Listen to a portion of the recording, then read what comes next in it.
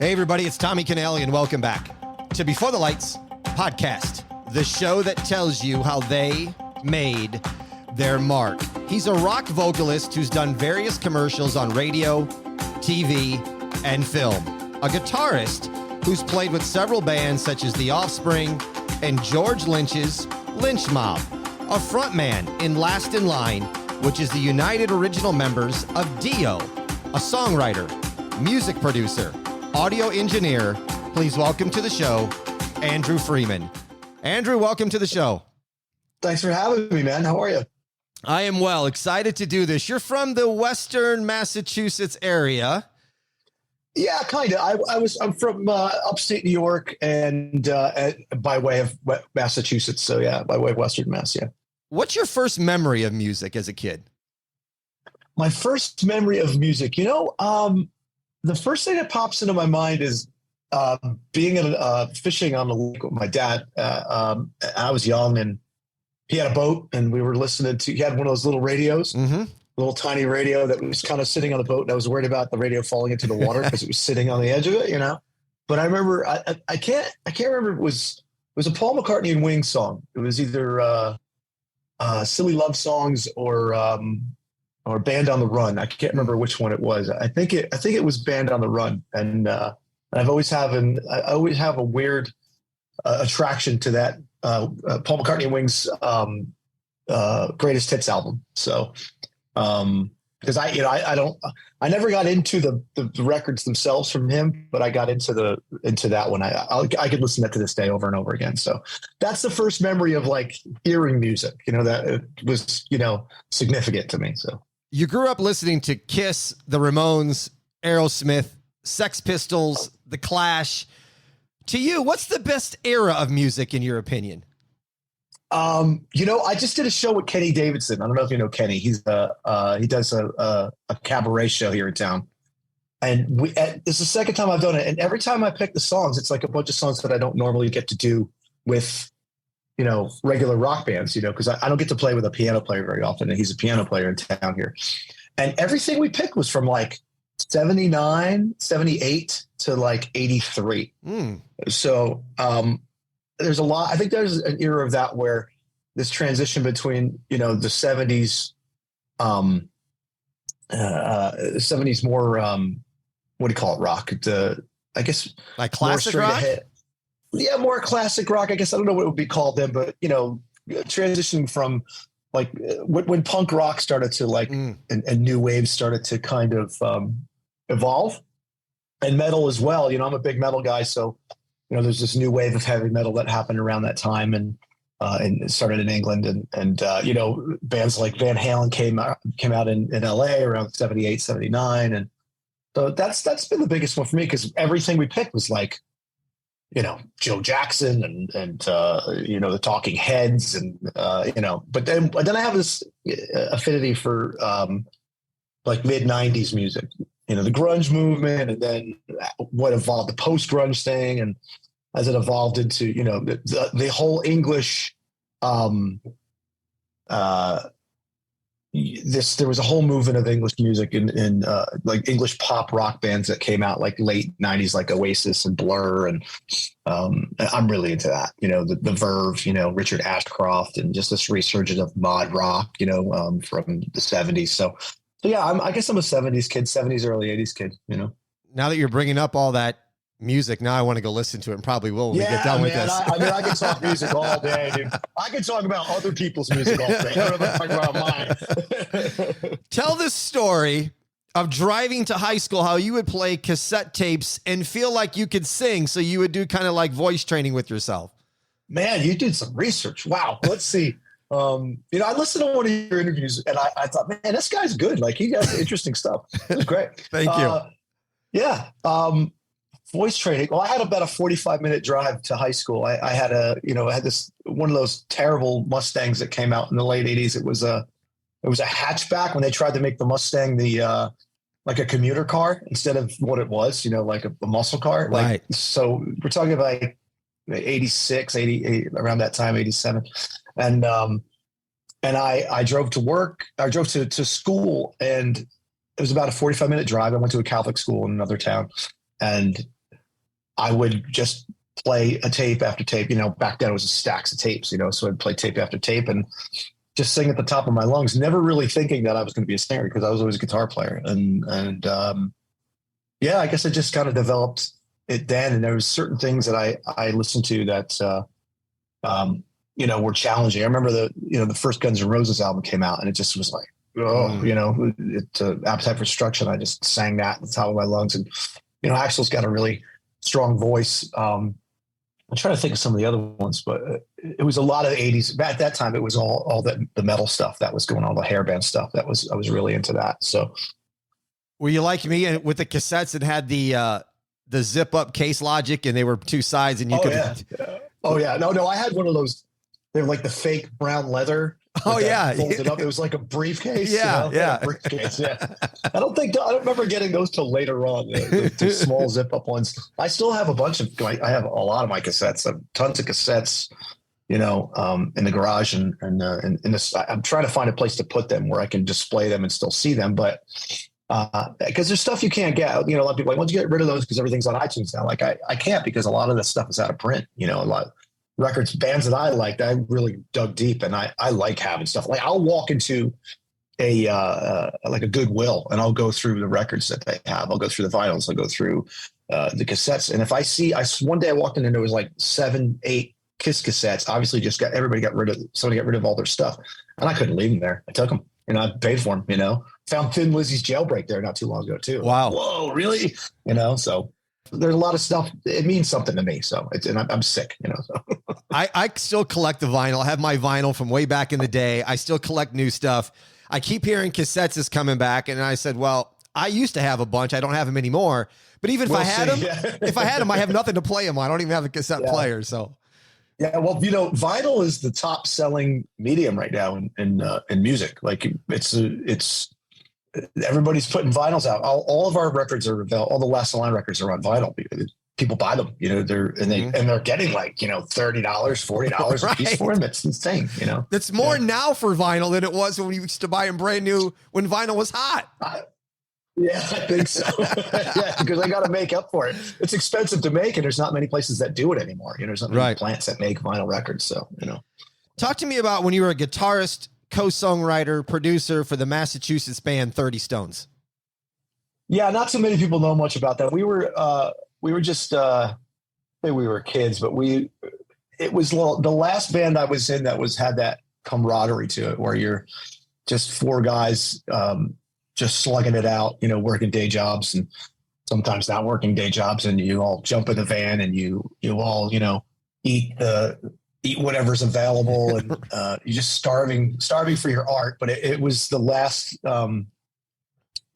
group of friends that I had where we were all on the same page and we were all just trying to make it, to the point where I remember we did a show once and we were mismatched with a funk band or a more contemporary, like soul sort of thing. And we just were getting ready, backstage area. We're sharing a dressing room with this band and this older African-American gentleman who was playing bass for them.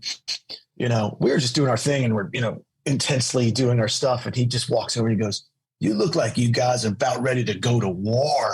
Like, yeah. And we kind of looked at each other like, man, we're just getting ready for the game. But we were so intense and just so like everything had to be a certain way. And, fixing guitars and, taking drinks and just like punching each other in the chest and, but just like what, dudes do or friends do when they hang out with each other. And I really enjoyed playing with those guys. We lost our singer Keith a few years back and which was a tough one. So, but we had a regional following. We got some radio numbers. We did our own record. We self-financed it and recorded it with a producer named Zeus, who's Rob Zombie's guy now. Like he does a lot of Rob Zombie's albums and his movies and stuff. He's his main engineer, but he does a lot of different.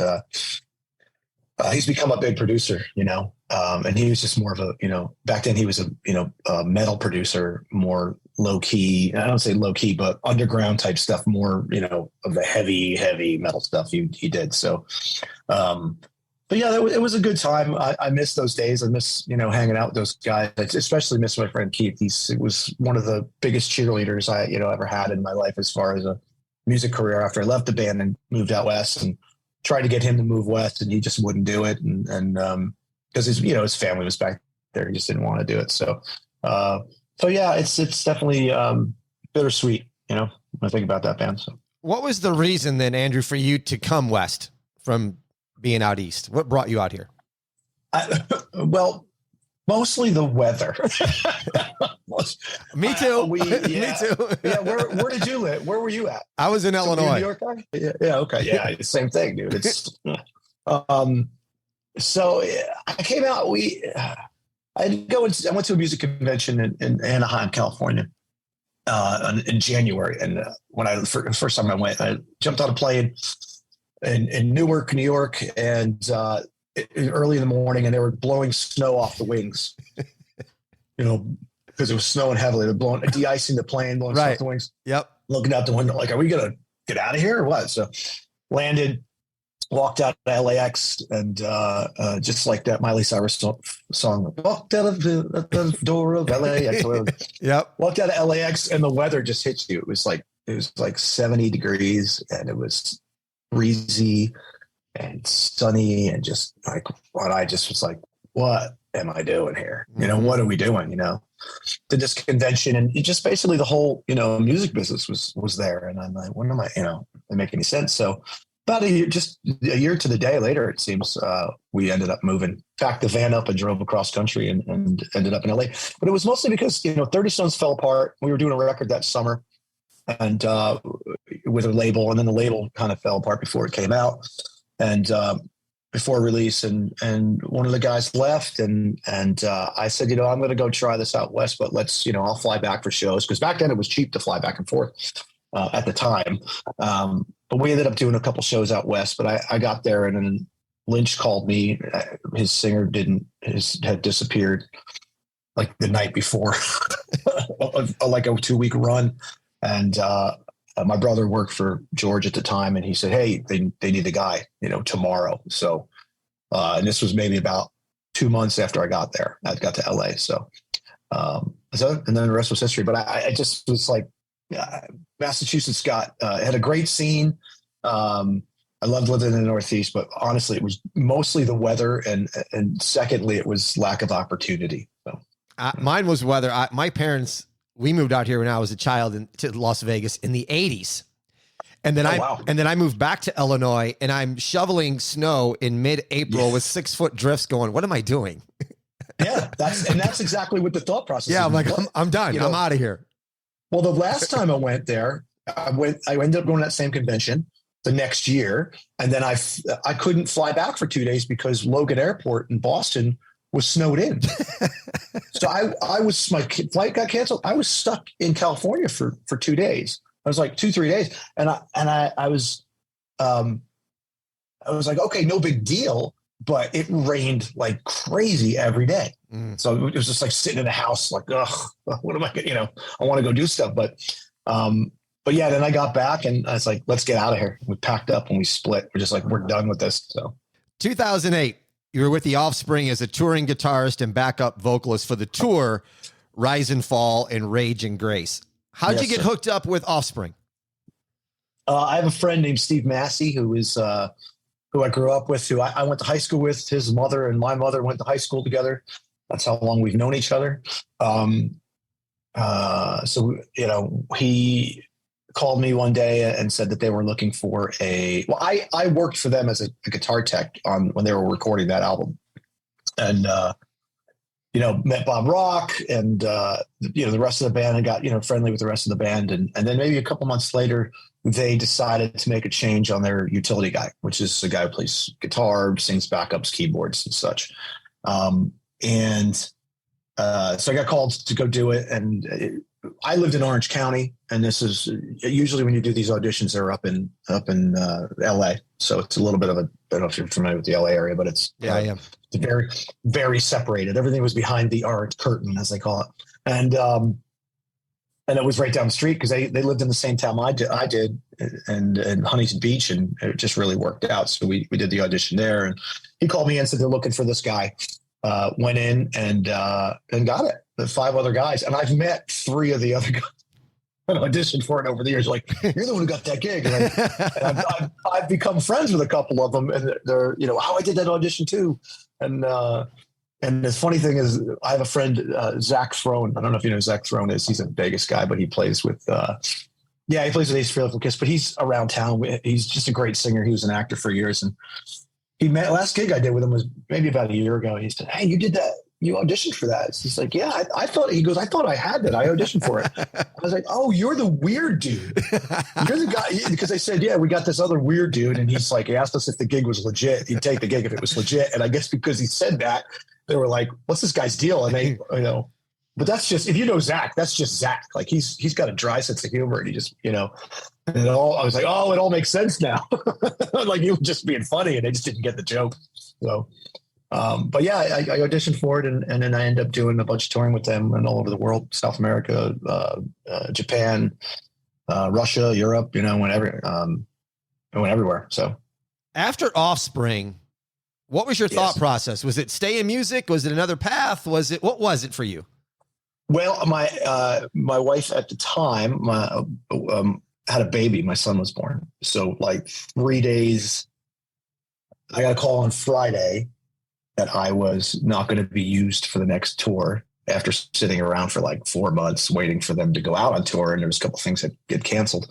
And then, my wife at the time she had my son 30 days later. So I got called on Friday, got let go. Monday, my son was born.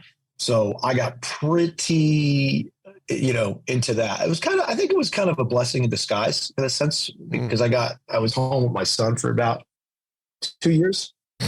So after that, it was just, trying to pay the rent. And I hooked up with some cover bands in Orange County, some traveling tribute bands, and I was able to do this weekend warrior sort of thing and still perform, but, raise a child while my ex was working and going to college. He was in her master's program at the time. So we just we really didn't have any sort of support network out West because everybody was back East, So yeah, so it was a bit of a struggle for a couple of years, but kept it up, kept going, and our mentality getting back to the moving to out West was, we were a couple coming up and working, and she was going to school and whatever. I was trying to make it into business, and it was like, well, if we're gonna be broke, we might as well be warm. There you go. Might as well, if I'm gonna have to get a job, a day job, working at a factory somewhere, I'd rather it be in Southern California where I can, go to the beach and I'm not freezing my ass off. And as you know, shoveling snow to get out to get to work. I don't want any part of that anymore. So yeah, and waking up to gray skies, going, I've seen sun in photos. I haven't seen it in my backyard in a long time. It's very true, man. I'll spit my coffee out when you say that. It's funny. Yeah, it's so true. So true. 2012, you joined the original members of Dio as a vocalist after Ronnie Dio passed. The group was called Last in Line. That was a super group featuring Vivian Campbell from Def Leppard and Whitesnake, Vinny Appice from Black Sabbath, and then Jimmy Bain from Rainbow. What was this experience like for you, Andrew? And how long did it take for you guys all to fit in with one another? Yes. What was the experience like for me? It was a strange one. I was doing a session in LA, and I was in the middle of this 2-week sort of a thing. And Vinny, who I played with in Lynch Mob years ago, like 2006, he sent me an email and said, "Hey, we're getting together to jam, Vivian, Jimmy, and Vinny. Vivian, Jimmy, and the keyboard player who was the part of the original mix of guys, the touring band, and we're going to get together and play some of the old songs. Are you free to come down and sing?" I said, "Yeah, I'd love to." I was a big fan of Dio. I was a big fan of all those guys. I'm a huge fan of all of them. And I had played with Jimmy and Vinny, in a LA all-star, quote unquote, air quotes, cover band in Los Angeles. So I knew those guys, and I had met the keyboard player Claude. We were working on a project together. So the only person I met was Vivian. So, but it's cool to meet, one person here, one person there, work with them in different projects. But this was the core, first 3 album Dio band, and that wrote all the big songs, We Rock and Stand Up and Shout and Rainbow in the Dark. So yeah, it was a big deal for me because I was a big fan. And so I said, yeah, I can do it, but I have this session for 2 weeks. This is the time I can't do it. So schedule it for this date. I'll be goddamn if they didn't do it right in the middle of that session. Like I was in the middle of a session and I had to get permission to leave because we were redoing all these cover songs and all these 70s cover songs we had like 40 of them to record. So I was singing the guide vocals for everything. And it was a good gig, a really good gig. And we would do a song and then I'd take a break for an hour, 2, 3 hours sometimes. And then they would, do all the overdubs and everything. And we'd come back in, do another one, and they do all the instrument overdubs. So we get like 3 a day done, 2 to 3 a day done, depending on how entailed it was. And so I had to sneak out during one of the breaks. And basically and it was across the 405, I was on one side, I was in Van Nuys, and I was in Van Nuys doing anything. And then I had to go over to the other side of the highway on Sepulveda to get over there. So to the other side. So they were close to each other, but it was still like a good 20 minutes, back and forth. So I was working in my favor. So I went over, did it, walked in, and I sang 3 songs, and then I was like, see you later. That's all I can do, but it was kind of like I was walking into this room of, legendary musicians. And I just kind of was like, this is what I can give you. I just kind of walked in, did it. And I had been singing that stuff for years. I knew every word to every song. I didn't have to have any cheat sheets or anything. I just banged it out, and they were happy. And I remember, Vivian being like, "Oh wow, okay, you got to go now." Like, yeah, I got to go. I got a session. It was like, okay. It was basically like mic drop out the door. Like, this is what I'll give you. I'm giving you 3 songs, and that's it. But it wasn't like an audition or anything. It was just they were just getting together to jam. And because of that, they decided to do some LA shows. Doing the old material. And then we got offered a record deal. When the press came out, we got offered a deal with Frontiers Records pretty early, and ended up doing our own record. So, and now the rest is history. Now we're on number 3. Album number 3 is coming out on the 31st. And 10 years later, When it first started then, was it just supposed to be a short-term thing that's now lasted 10 years? Yeah, pretty much. I don't think they were aware of the power and the abilities I had to bring them to the next level. No, I had, basically we had this meeting about it, and they were very adamant about playing their music, and and I was very much the fill-in guy, just the guy who's going to sing them, get them through the songs. It was just going to be a couple shows around LA, maybe, and that was going to be it. And it turned into a huge offer to come to Japan to play a festival there. People were really interested in it. So we did a run. We did some shows in England. We did some, where else did we play? We did that big Japanese show. That was a huge one.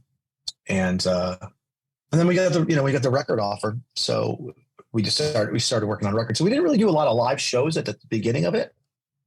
But got great management. A lot of people got interested, and we had a manager who was a big fan, and he kind of championed it. He owned a big production company, or a big booking agency in England and UK, and decided to start his own management company around us. So, and that was really helpful because it got us out there, and we got the records done, and the rest is history, I guess. How much did the passing of Jimmy Bain from cancer, when he passed on a cruise ship, set you guys back? I don't know if it set us back because, we did talk about not doing it anymore. It just didn't make sense, but we had a couple of commitments, to fill that we wanted to fill. And we had a show in Italy, and that was, for the record label. And, so we had some auditions and for somebody, but it was all people we knew. We didn't hold a big open cattle call for a bass player, because we had no intention of doing anything beyond these shows, okay. the commitments that we had. And we had a few guys come in, and some big name guys that they're friends with and I'm friends with, and it just didn't. We played with Phil, and it worked out really well. He's a total pro, and he, came in prepared. You'd be surprised. A lot of people don't come in prepared for these auditions. They think they're just going to breeze their way through it. And it's just the way to be. So when a guy of Phil's caliber comes in and he just nails everything, he's a total pro. And we said, okay. So we did a couple shows, we did our commitments, and we decided, let's see where this goes, and ended up doing another album, and released 2. And I think we did more dates for the Heavy Crown record with Phil. We did a lot of touring on that, and it seemed to work out. We had another keyboard player at the time too, a hired guy who wasn't really a part of the band. He just was hired. I did a bunch of shows, and it seemed to work out really well. So we decided to do another record instead of disband it. So we've just been continuing. This band has always been a let's see where it goes sort of a thing. We have a lot of challenges, playing stuff, with Vivian's schedule with Def Leppard. It's tough we have to schedule around that, but he's very willing to play in his off time with them.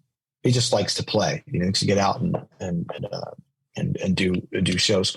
So we're lucky in that aspect, but it's a bit of a challenge. So every time we do, we get done with an album cycle, it's like, okay, we're gonna do another one. What's the plan? And I don't know. I have no idea, The new music coming out, is it next month? Jericho, right? Mm-hmm. Yeah, March 31st. So we have a single coming out tomorrow. The next single, Do the Work, is coming out tomorrow, when this airs, it'll be out. So yep, it'll be out.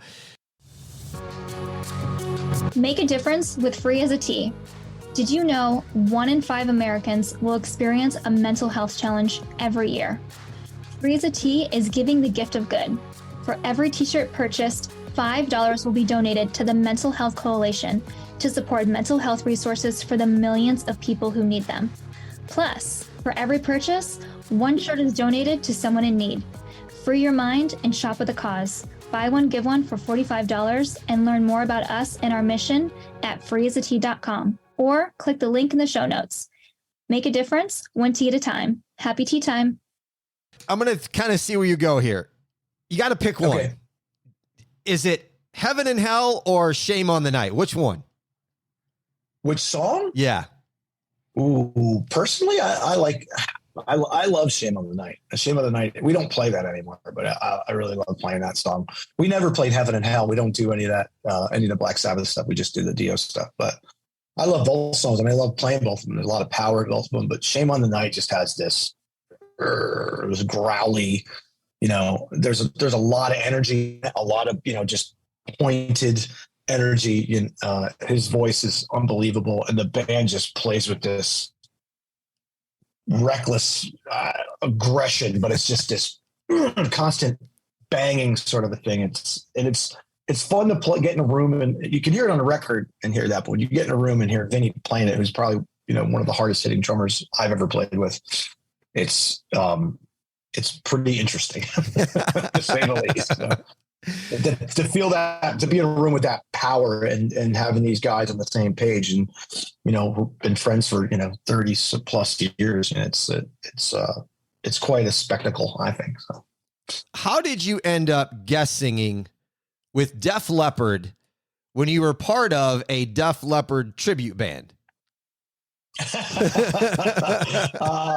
Well, I wasn't in the tribute band at the time. I was done. That was a couple years before that, but I played bass for a Leppard tribute band, and I filled in on vocals with them, with a good friend of mine. The bands that I was playing with when my son was born, I joined that. It was really interesting. It actually happened the same day that Jimmy Bain passed. It was on the Def Leppard cruise. Wow. So Jimmy had.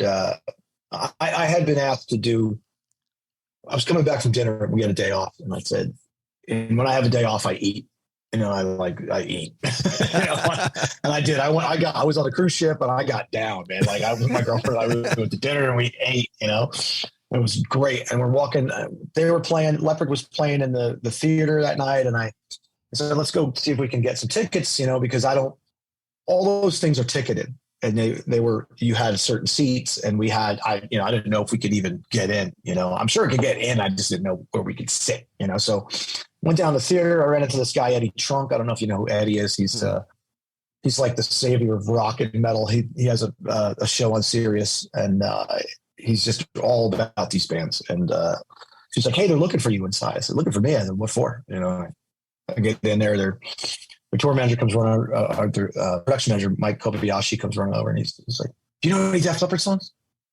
I go, "Oh, no." He said, "Yeah."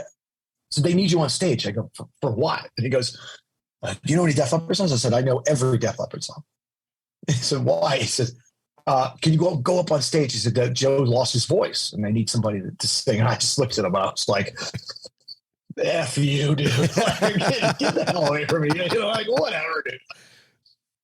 I went up there and they handed me a set list. You know, Phil Collin walked over, handed me a set list. He says, "You know any of these?" I said, "I know all of these." You know, kind of like, "Yeah, new guy, I know all of these." You know, like, "What do you want to do? What's the deal?" They told me, and it just turned out he had lost his voice, and they had a full house, and we had to get through it. So they had a couple other guest singers. They had a couple guys, Kip Winger and Eric Martin was the other guy. They were reading lyrics off the sheet and you know, trying to get through a song.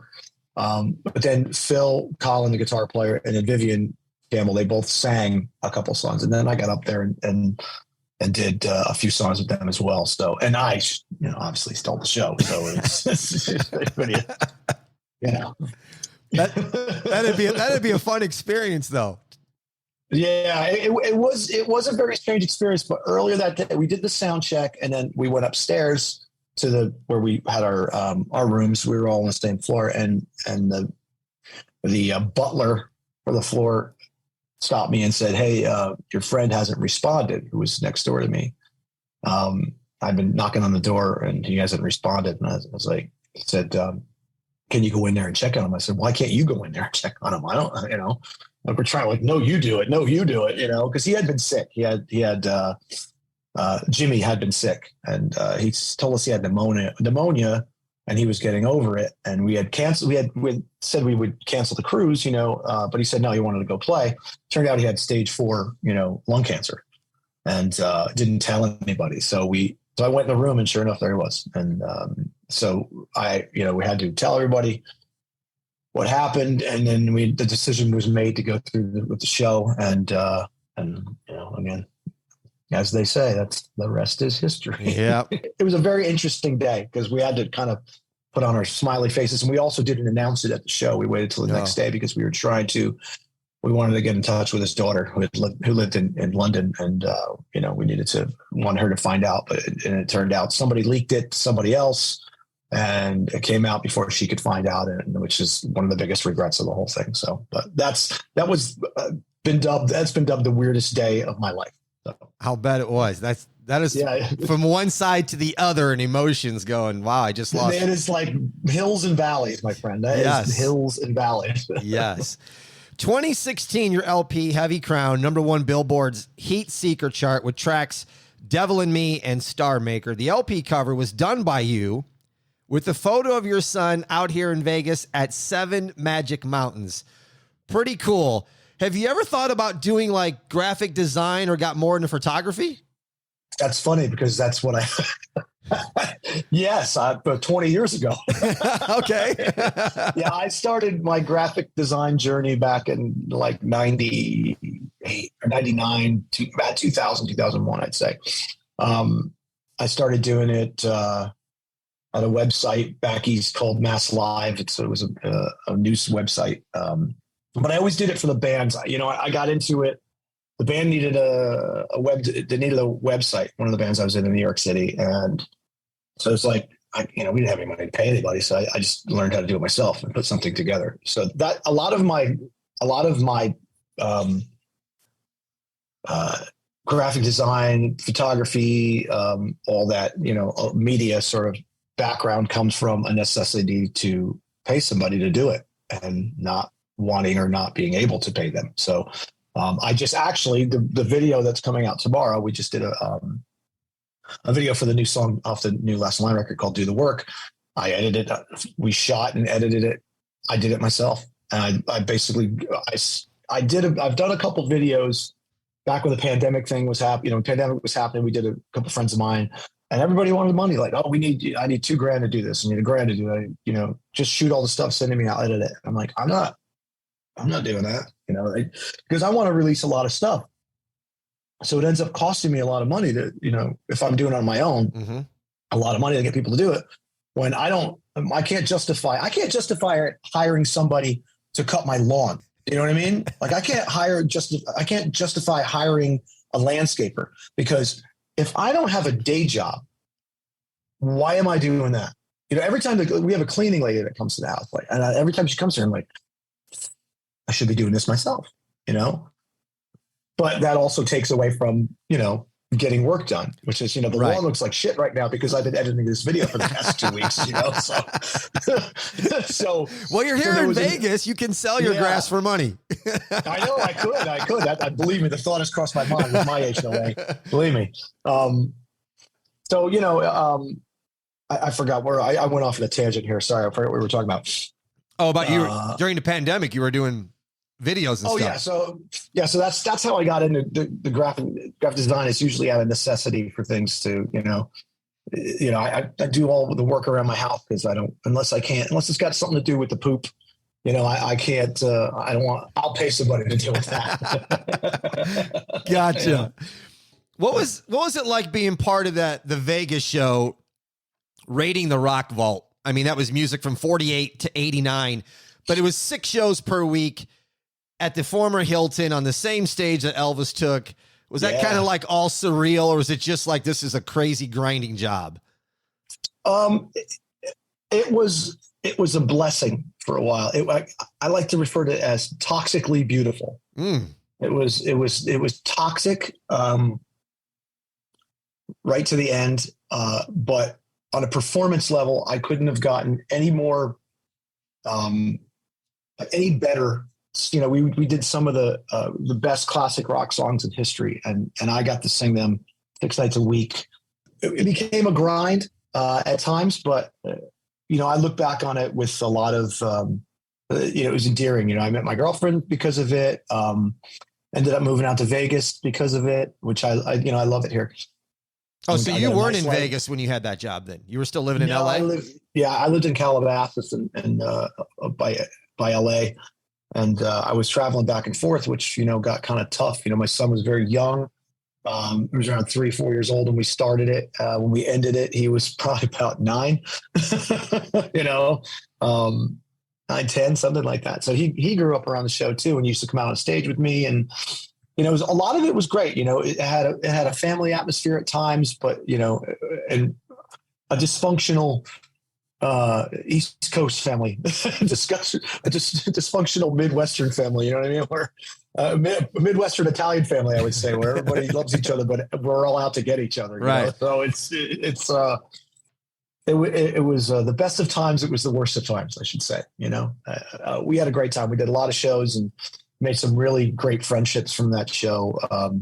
Over the years, made a lot of contacts from it, for the business and I couldn't have gotten a better, like I was saying, I couldn't have gotten a better training as a vocalist than having to keep it in shape 6 nights a week. It's something that I could never get anywhere else to this day. Because to be like, I can't sing today. You have to sing today. There's nobody else. You have to do it. That was the biggest part of it. And I was able to get settled here. The show. I was in the show for about 7 years. 7-8 years, and it was for Vegas. That's a great run, Yeah, I think it did over 1,000 shows or something, didn't it? Yeah, we did over 1,000 shows. Yeah. But it was great. I had a great time. They're still doing it. I don't think I would go back. It was a little problem with money there for a little while, and money and arrogance about paying people. And I decided that, I didn't decide, I got fired, but I was a squeaky wheel, and, squeaky wheel doesn't sometimes just gets replaced. You know what I mean? So that's exactly what happened. So, but, I wish them all the best. I hope it's going well. But it was a grind. I don't know if I'd want to get back into that grind again. But, good times. Performing with Lynch Mob on The Tonight Show with Jay Leno, what was that like? That was weird. That was so weird. It had to be so strange. It's funny. We were at a rehearsal space in Burbank and LA, and we were just rehearsing, and unbeknownst to us, oh no, actually I walked in and there was a guy sitting in the pickup truck with a camera, and I saw John Melendez, who used to be the Ed McMahon to Johnny Carson. To Jay. Yeah, he was basically Jay Leno's Ed McMahon. And he used to be on the Stern Show too, Howard Stern Show years ago. They referred to him as Stuttering John then. And I knew who John was. John had a record. His band was called Stuttering John, and the record was great. This was going back to the 90s. And I walk in, I was like, oh shit, it's Stuttering John. And but you can't call him that anymore. He's John Melendez now. So, like, oh well, what's he doing here? And the guy who came over and said, yeah, the Tonight Show's here. They're going to be doing some stuff, filming a bit for the show. Like, okay, cool. And so the guy asked me, I don't know if they're going to come in here, but they might just walk in while you're playing. Like, yeah, cool, whatever. Sure enough, we're playing, and they come in with the camera on, and it turned into this whole thing, about I can't remember what the bit was about. It's on YouTube somewhere, but it was kind of a funny thing. This is the band that your mother warned you about, sort of thing. And this is the band that is going to end up being your accountant or whatever. It was all these little bits, but we had a pretty big featured part on it. And it was only about 4 months after I can't remember. It was pretty close. It was because Vinny was playing with us. Vinny Appice was with us. And yeah, it was really surreal. We did a big interview thing, but it didn't air. But us playing on the Tonight Show was there. It was like, after being in LA for 4 months, it's like, oh my God, I'm going to be huge. I'm going to be a fucking millionaire pretty soon. You know what I mean? So you have done so many people you have filled in for. I mean, Def Leppard, we talked about, you've been in all these bands. But then you filled in for CJ Snare in Firehouse after he was recovering from abdominal surgery. I mean, did you know those songs too, or did you have to learn them? I knew some of them. I was familiar with them back in the day. Their A&R guy at Columbia Records was I was his assistant was my brother's girlfriend. So and she worked in the big Sony building in Manhattan, and I worked at maybe about 4 or 5 blocks away. So I always go up to Columbia, trying to hawk my band because I had an in, and I became really good friends with her. Name was Nadine Hemme. Her name is Nadine Hemme. We're still friends to this day. And so I would get, this was back in the time of CDs, and I would go up there, and she just hand me a box and go in the drawer, take whatever you want, So I would, literally load this, sometimes I go get stuff and just take it down to the used record store and sell them just to support myself. But I was working at a recording studio at the time. I was an engineer, and New York's expensive. So, but yeah, so I was aware of them. I knew a few of their songs, but not all of them. But it was a fun gig. They're really good guys. It was, luckily CJ's surgery was a complete success, and he came right back. But it was touch and go for a minute, and I know it was really hard for him to watch me do it. Same thing with Joe Elliott. You're standing on the side of the stage, and Joe introduced us. He's like, "This is the first time I've ever done this, and ladies and gentlemen, Def Leppard," and he walks off stage. That's Joe Elliott. Joe Elliott is Def Leppard. And I'm standing there like, oh man, this guy's gonna hate me for the rest of my life. It's like asking his wife to dance. You know what I mean? It's not cool. So, I really feel for CJ because that's his band, and he wrote all those songs, and to see them out, with somebody else, and it's got to be tough. It's tough on your psyche because it's, we don't do this because we have to do rock and roll and try to do music as a living. It's a hard thing to do. So you got to be passionate about it. It's got to be something that you love and you can't live without, or else, you lose it. Like I can video edit for myself. I can do, graphic design for myself, but when I have to do it for somebody else and I'm not really passionate about it, I'm just not into it. That makes sense. Sometimes I'm not into it, unless the light bill is due. that would make me passionate about it. Then I'm really into it. Yeah. But those guys are great. Michael and Bill, they're just salt of the earth type dudes. And we had a great time. And their tour manager's a friend of mine too, really good friend of mine, Joey Arias. He used to work for Kiss, and we've just met over the years, and these guys over the years, and we just had a blast. You know, it was like I would do it in a heartbeat again. I hope I don't have to, you know, but I would do it in a heartbeat again because I love those guys to death. They're the best. So. What sounded like it could have been a blast was last year, Rock Island in Key West, Florida, with Dee Snider. Ooh, yeah. Yeah, I mean, we did. I played with Last in Line, but yeah, he did. I love Dee too. I mean, I don't know him very well. I've met him a couple times, but he's the consummate frontman. He is the in your face New York guy. You know, he's from Long Island, and he just is. I can't tell you how much stuff I picked up from him because he was the big up and coming. They were the up and coming band, Twisted Sister, in New York when I was growing up. You know, I was very young. I couldn't get into the clubs to see them, but they were, you know, they were the band that couldn't get a record deal. Like they were doing huge numbers regionally, but they could not get a record deal to save their life. So, but I always loved their attitude. I loved the way he just commands a room, you know, and he does, he commands a room. And so, yeah, getting to watch him is always a treat for me. So love Dee Snider. He probably doesn't love me, but that's why I don't get too friendly with people, because the second I see behind a curtain, I can't anymore, you know? Is there a song that you've covered that you appreciated more after you performed it? Yes. Well, and it would be the one we just did, A Day in the Life. We just did A Day in the Life on an EP back in November. It came out, the Beatles' Day in the Life. And I didn't think we were going to pull it off. Nobody believed in it besides Phil, the bass player in our band. And he championed it. He decided to do it. And he said, you know what, I'm going to do it. And if you guys want to be involved, you can be involved. And, yeah. So I said, okay, you know, and I just didn't have I didn't have a vision on how we could do it better or as good as the original, you know, because one, it's the Beatles. You shouldn't mess with it.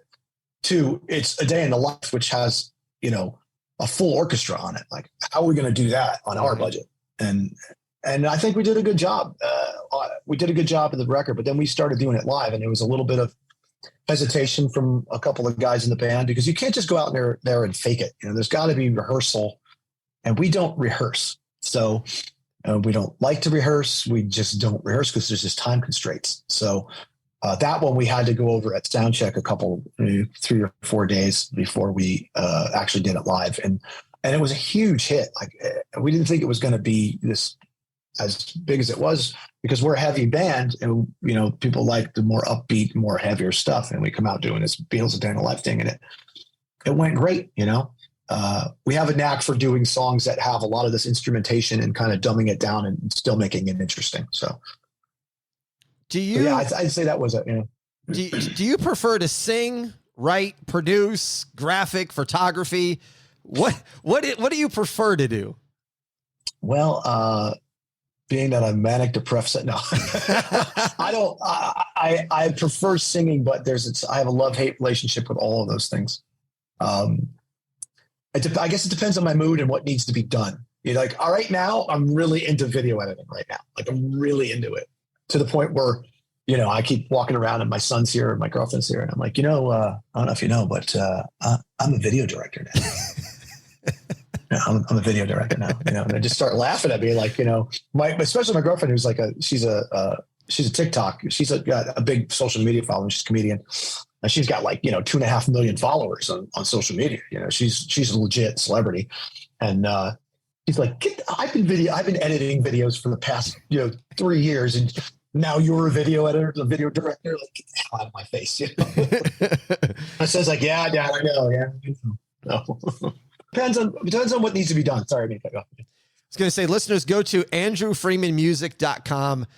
I had first heard you sing when you guest sang with David Perico's band at Santa Fe. Yeah.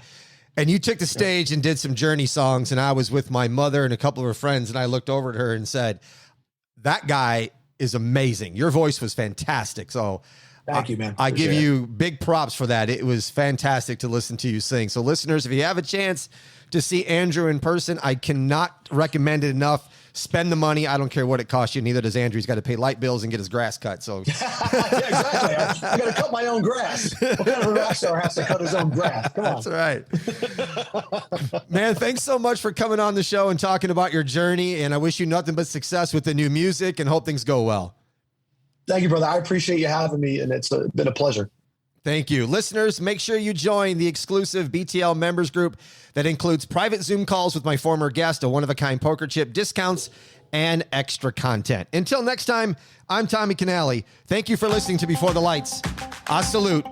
A chin chin.